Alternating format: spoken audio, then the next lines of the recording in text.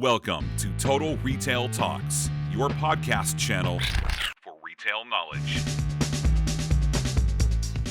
Hello, and welcome to this episode of Total Retail Talks. I'm Joe Keenan, Editor-in-Chief of Total Retail.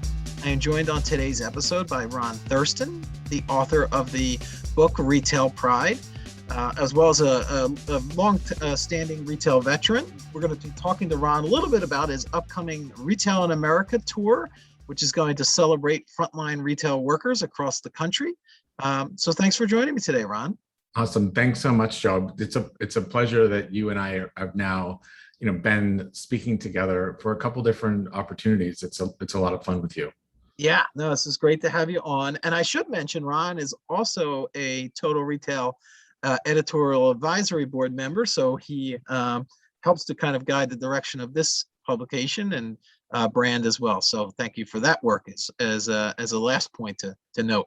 To get us started on today's conversation, I wanted to talk a little bit about your own career in the retail industry. I mentioned that you're, a veteran of this industry. I think that'll provide some good context for the rest of our conversation. Sure, I'd love to. Veteran is such a funny word, when you think about the industry. But thank you. I'm from small town Northern California, Tahoe, actually, and I just always knew that I wanted to work in this industry somehow. I didn't know if I wanted to work in retail, if I wanted to be a designer, a buyer. I had no idea what I wanted to do, but I knew this was my industry. And there's a school on the West Coast called Fashion Institute of Design and Merchandising, FIDM, which was really the only school, that kind of served this idea. So I went to San Francisco, studied an associate's degree in retail administration, and then, which is a funny term today, and then moved to LA to study fashion design. I'm like, if I can get some foundation of both sides of the industry, retail and fashion design, I feel like I can find my calling. And I did initially start as a fashion designer in LA, working for a couple different brands, and had some success, but I had always worked part-time in retail on the side, and mostly just part-time sales roles, picking up extra money when I was in school, just doing some of this work. And I said, I'm going to try the retail side of it, which just unlocked this love that I discovered of the value of retail and its importance, excuse me, in its importance in the world, its importance in the industries that it serves, and the people and the community and the drive that people have in this, and the joy that they really demonstrate working in retail careers. And so I joined I had kind of a training program opportunity at the Broadway department stores, which don't exist anymore, and then discovered working for the Gap, and spent the next decade there really crafting this idea of what is great retail, how can I grow my career, what opportunities can I have, and how can I just continue to be such a student of the industry. And that went on to, with several people that were also with the organization at the same time, that have launched West Elm, of the brand that it is today. And I ran Apple stores. I joined Tory Burch as the West Coast kind of district manager, I think, at the time, and had very few stores. I opened a whole lot of stores on the West Coast for Tory.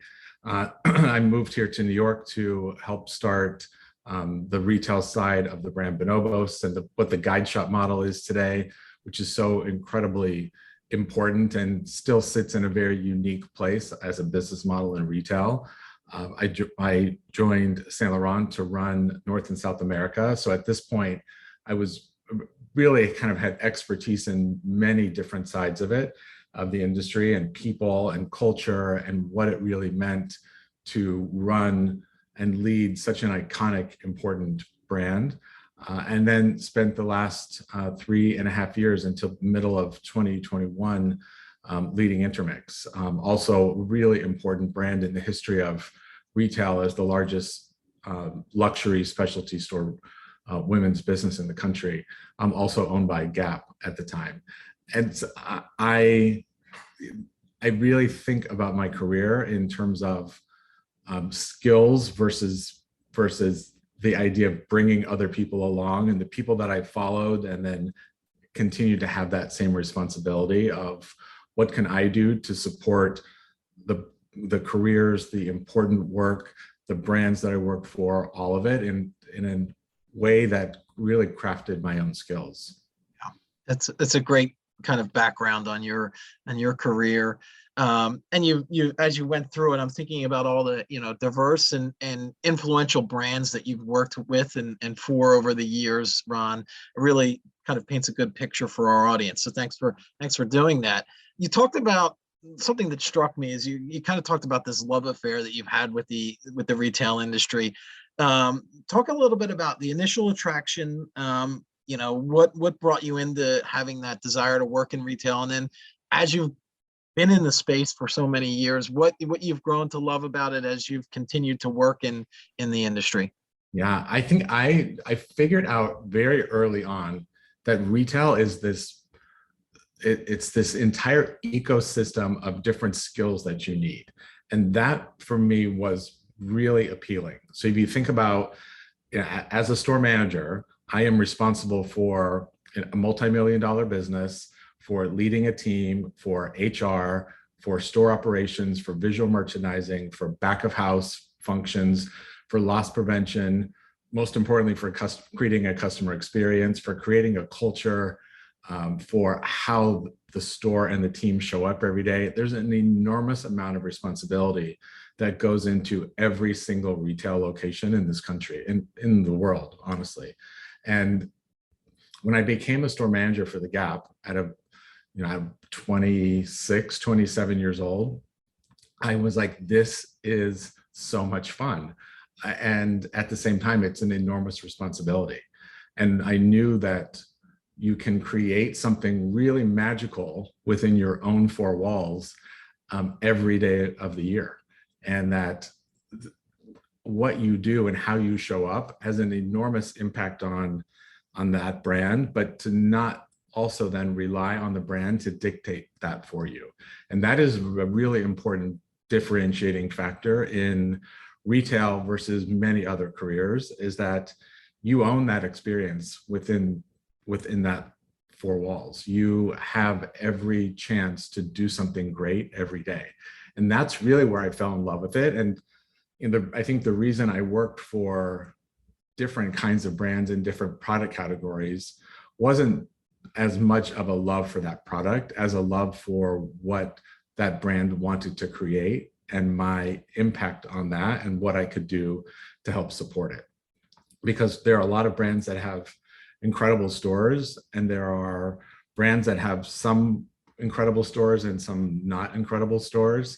And that is so much to do with the people in the field. And that unlocked for me of like, well, if there's all this power that we have, what else can I do as a leader, as a someone who has represented multiple brands, to build on this idea of celebrating actually the frontline work, less about the brand, more about the people. And when you feel empowered and you feel like someone hears you and can provide resources for you and celebrate your hard work, you inherently just do better. You do more every day. You really do take pride in what you do. And that was kind of the start of the last several years. Yeah, and it's a good lead into our next piece of the conversation I want to touch on, Ron, and that's your book. And you talked about being a leader of people and the pride of the frontline retail workforce. So let's talk a little bit about your book, aptly named Retail Pride. Tell us a little bit about your inspiration for writing it. Thanks, Joe. My inspiration was very much all the people that I had engaged with for the last 25, 30 years. All the stores I've opened, literally all over the world, the thousands of people that I've been personally responsible for leading, all the store visits I've done. The joy that comes when you spend time in stores and you meet teams who are as proud or as anyone you would ever meet, and they're really proud of their business, of each other, of the customer, of the work that they do every day. I just kind of hit this moment of like, I need to write a book that is celebrating these people that do this work. Again, nothing to do with any particular brand or category within retail. And these two words, retail pride, don't go together. They're strange together, and at least initially. And I couldn't think of a better way to say the guide to celebrating your accidental career is about retail pride. And because so many people have said that this is accidental for them, yet they absolutely love it. And to my challenge there was, if it's accidental, let's really think about this. You're proud to work in the industry. Here's some reasons why you're proud. And I wrote the top 10 reasons why we love working in retail, like fun things like that. But the end of the book really closes with changing your perspective from this was funny and accidental into this is my career. This is intention behind what I do. And when you choose to show up with intention, you make better choices. And then it's like, well, then who do I want to work for? And why do I want to work for that brand? What's important to me that I want to kind of be a part of that organization? What's important from a leadership and culture and experience point of view? So it's very much a book about celebrating the frontline work, but challenging all of us that work in it, that we can do so much for an organization if we choose to show up with pride every day. And it's been, I'm overwhelmed sometimes by the amount of messages and success that I get, and the brands that are taking it and just running with it as this idea of, if our teams are proud, they will do better, and they better, or just keep showing up so incredibly well every day. That is a joy to me. Yeah, taking pride in your work. And to your point, I think, retail for many, it's kind of this accidental career. As you said, they started, maybe it was a part-time job when they were younger in high school, or, college, to make some extra money while you're in school. And then you grow to kind of, I really enjoy this work. I get to work with people every day. I can have a real impact on others' lives. And it becomes this, okay, I want to make this my career. I'm going to take some pride into it. So I think the way you've kind of set that up makes a lot of sense. For those that have read the book, or maybe those that haven't read the book yet, what is the message, or maybe even messages, that you want readers to walk away with? What I really want anyone that reads it to walk away with is that you have choices every day, and that it's okay to show up, I would say celebrated, show up really proud of what you do in an industry that is notorious on the store side for being thought of as less than. And in meaning, you don't need a particular education. I don't have a big education. You don't need any particular experience. And retail is open to all. And for that, I really celebrate it. But often in retail, the perception is that you did this because you couldn't do something else, or you didn't have other choices, or it was a backup career for you. And the message that I really want to say is that's entirely false, and that people who work in this industry love what they do and are really proud of it. And the whole point, that I've been sharing around brand is, how do you differentiate your own experience and your own gifts from the brand you work for? How do you differentiate your own kind of brand, how you show up, as it relates to, it's not just about the companies you work for. And I'm encouraging people to kind of disconnect from that of how do you become a student of the industry? How do you learn things that are beyond what the company is providing for you? What technology do you engage with that's about retail, that's outside the brand you work for? And so it's this momentum of people who love the industry and I want them to be students of the industry and be just hungry for greatness and hold brands accountable for that. So let's talk a little bit about your next project, which actually dovetails nicely with the book. And that's going to be your Retail in America tour that you're just embarked on. So tell our audience a little bit about this latest adventure for you, Ron. So this went from, hey, I'd love to, my husband and I buy an Airstream and, leave New York City and live on the road. It started as an idea to now a full year-long, 20 plus city tour that is entirely dedicated to the people in stores doing frontline important work. And that will look like several different things. So one will be the launch of a podcast called Retail in America, which will feature only people from stores. Because some of the things that are missing in the industry, that when you think even just how big it is, and the 1 in 4 people in this country work in retail, yet there was never a book before Retail Pride written for them. There were leadership books, and there are books about companies that even myself, I would try to recreate into a retail experience. But they've never had a book. They've never had media content and a podcast just for people in stores. And some of the really important retail heroes out there, I'm going to find them. So it will be store events, book signing events. There will be, like I said, the podcast. There will be a playlist dedicated for each city that we're in. And every city we're just going to have a lot of fun celebrating retail. And there are some different brands that have reached out that said, hey, we'd love for you to come in and talk to our teams or talk about the industry or teach us some new skills. So I think every city will have its own kind of package of what's unique for that particular city, retail, and why it's important for that community. Celebrate that customer, celebrate that community, and do it and just have the best year ever, hopefully. Yeah, and a quick follow-up on that, and I'm sure there's a lot of research and planning that has gone into this as you got ready to launch on this tour. The specific brands and retail stores that you're going to stop and visit, how did you kind of go about figuring out what those would be? So brands, I'm still, to be honest, as I'm just now leaving New York for the first stop, which is Miami. Different brands do different things in different cities. And so I'll just give you, an example. I've done 2 events now with Faraday, and Faraday, is a brand that is rooted in sustainability and entrepreneurship and letting stores, really empowering stores to do the right thing all the time, from having events and celebrating their customers and creating training and testing new technology platforms. They are a brand that has done great work, and I love to be associated with them.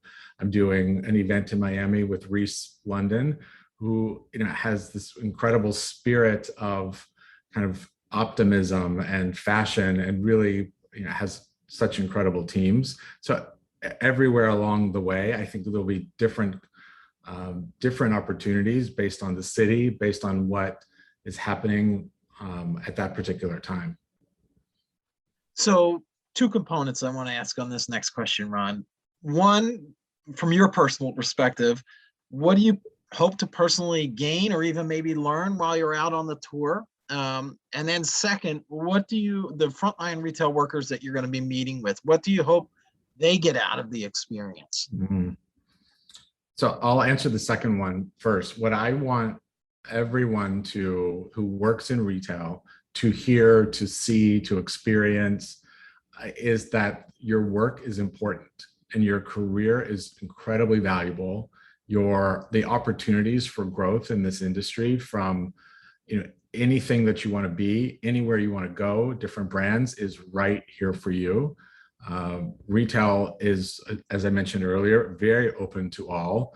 And there are kind of communities that are often unrepresented in retail and media and leadership that I am very focused on. And I want everyone to feel good. This is not at all about finding what's wrong with our industry, because you can read that in the news. This is about finding great retail heroes and celebrating them and making sure that they know how important they are. And then I know you've mentioned there are a couple tour sponsors, so Ubik, KWI, and Spotify Advertising. Tell us a little bit about the role they're playing in this experience, in this adventure. Yeah, I'd love to, because part of when I really thought about how big can this be, and I'm a LinkedIn super user for anyone that knows me, and have a nice Instagram following, and yeah, I'm very engaged, but I know I'm only scratching the surface of the number of people that work in this industry that need to hear this message.